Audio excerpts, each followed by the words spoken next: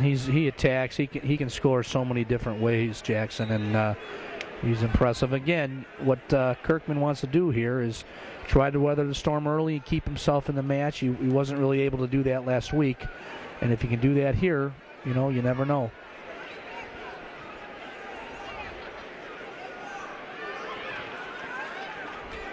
Again, we're inside a minute to go in the first period. Kirkman's got good elbow control here. See if he can throw it by or come back.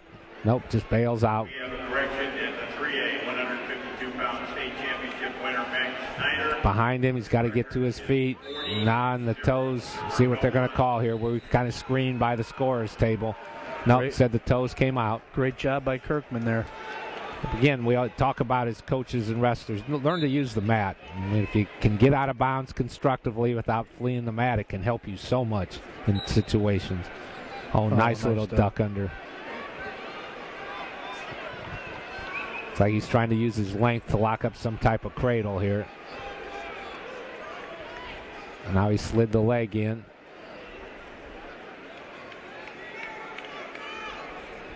Again, we're inside 15 seconds first period. I like the way he scoops that leg to set up his cradle. Kind of gets the boy off balance. Well, he's got a lot of length on top, and that's obviously very hard to deal with leverage along with that quickness. Tell me how difficult it is for you as a coach to deal with different kids' body styles. In other words, you're obviously going to coach a shorter boy different from a taller boy as far as some of their techniques.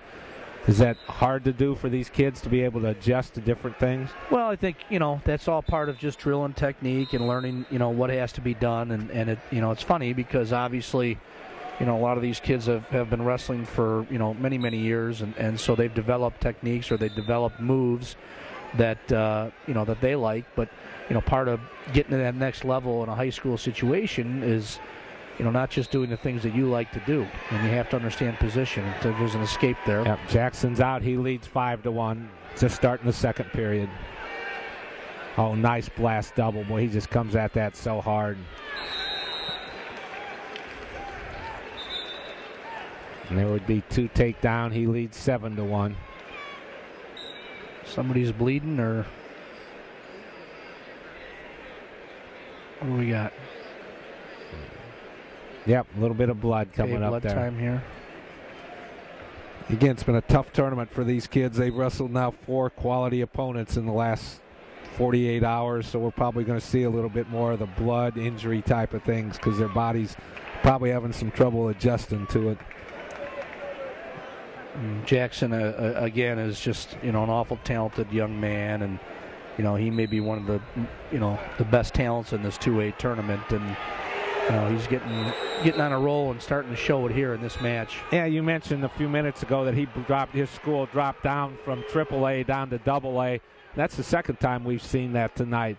Can you maybe give us a little bit of background on the schools as far as what qualifies you for A, AA, and AAA? There's another takedown by Jackson. Well, the IHSA, when they adopted the multiplier years back, what they've done now is they've added a provision there that if a school has not had a lot of success in a certain sport, that the multiplier wouldn't apply to them. So that's something, again, that we've seen. We saw with Fenwick High School earlier in the tournament here.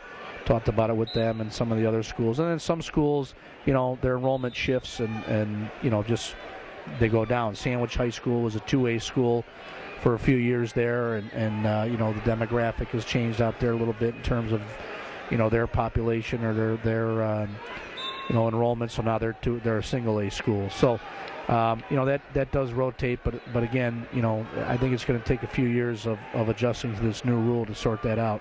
Again, another nice takedown for Jackson, and he's been total control this match. He leads 13-4 and's got him on his back for the pin.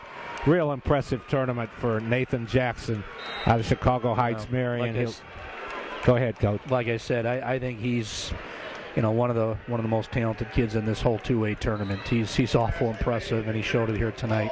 So that's our 170-pound champion here in Class AA.